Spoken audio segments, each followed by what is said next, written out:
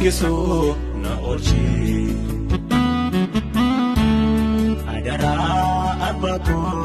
aise mulfatami arichi agame borbada kinanta yargame ali kaba malona barichi nadijire nyako situya yakaba Jalkamni barede uliko fokiso na oichi adara abato aise mulfata marichi argame borbada inanta yargame amali aba maluna barichi Yandijire nyoko situ ya dekaba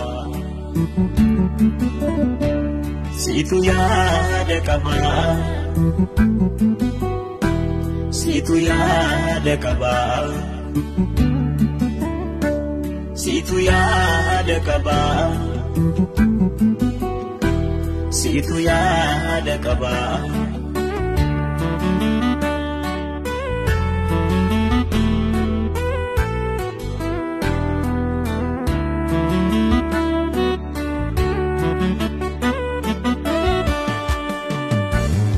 Sabo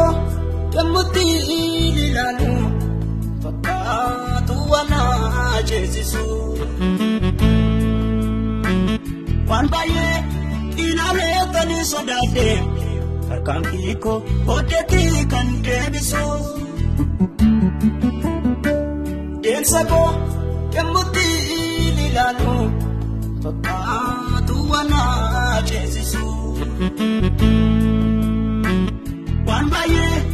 inale tani sodade tarkambiko odete kan debisu inturini adala me kutu abiko naftai kabara kinako badera edudam chukumpo anabisim yakabo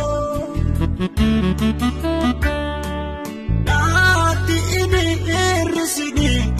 ayana ke